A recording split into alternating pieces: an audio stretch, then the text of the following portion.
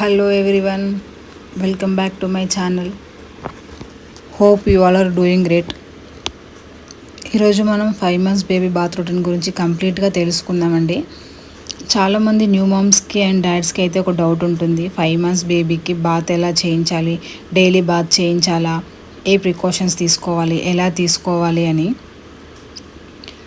So నేనైతే 5 months బేబీకి చెప్తాను ఎలాంటి ప్రికాషన్స్ తీసుకోవాలి, ఎలా చేయించాలి, ఏ టైంలో చేయించాలి బాత్ అయితే అని. సో ఈ వీడియోలో స్టెప్ బై స్టెప్ అన్నీ ఎక్స్ప్లెయిన్ చేస్తాను. వీడియో నచ్చితే అయితే ఎండ్ వరకు చూడండి.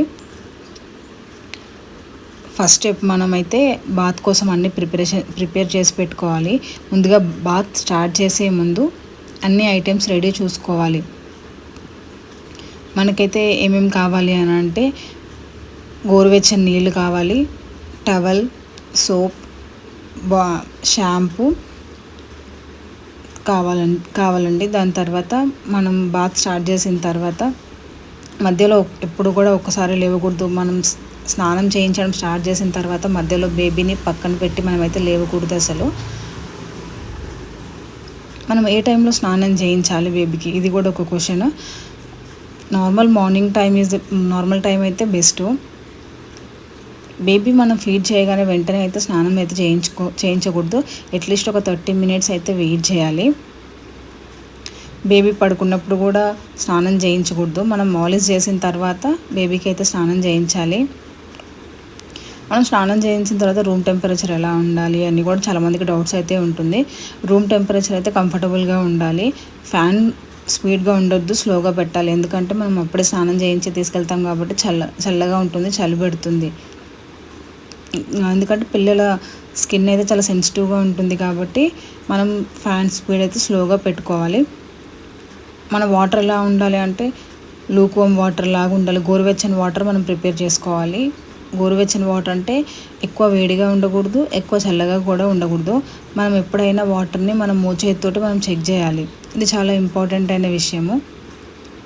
ఇప్పుడు మనమైతే స్నానానికి స్టార్ట్ చేసే ముందు పిల్లలతో మాట్లాడుతూ స్మైల్ చేస్తూ మనమైతే స్నానం చేయించాలి. ఎందుకంటే స్నానం అంటే పిల్లలకు ఒకటి ఎంజాయ్మెంట్ టైం అనమాట. మన వాయిస్ వింటూ ఉంటే వాళ్ళు చాలా రిలాక్స్డ్గా ఫీల్ అవుతారు కాబట్టి మనము మన వాయిస్ వినిపిస్తూ వాళ్ళకి స్నానం చేయించాలి. మనం ఫస్ట్ అయితే ఫేస్ని క్లీన్ చేయాలి. ఫేస్ని మంచిగా క్లీన్ చేసిన తర్వాత నోస్ బయట వరకు క్లీన్ చేయాలి. ఇయర్స్లో మాత్రం మనం ఎలాంటివి పెట్టకుండా జస్ట్ వాటర్తోనే క్లీన్ చేయాలి. తర్వాత హెయిర్ వాష్ చేసుకోవాలి. మనం కొంచెం మన ఫింగర్ టిప్ అంత సైజు షాంపూ తీసుకొని స్కాలప్ పైన వేసి క్లీన్ చేయాలన్నమాట. మనం వాటర్తో క్లీన్ చేస్తూ ఉండాలి.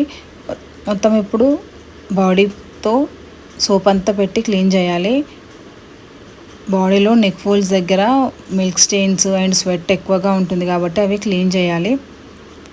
మన బేబీ బాడీలో hands, underarms, chest, tummy, back, legs, feet, finger gaps, toe gaps, thigh folds ప్రతి ఏరియాని జెంటిల్గా క్లీన్ చేయండి.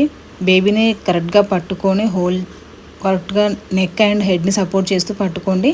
ఇంకో చేతితో బాడీని క్లీన్ చేయండి. బాత్ అయిన వెంటనే బేబీని ఒక సాఫ్ట్ టవల్ పైన పెట్టుకొని నీట్గా క్లీన్ చేసుకుంటూ ఉండాలి.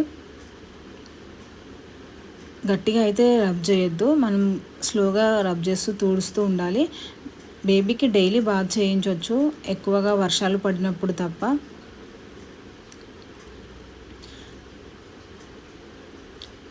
Thanks for watching.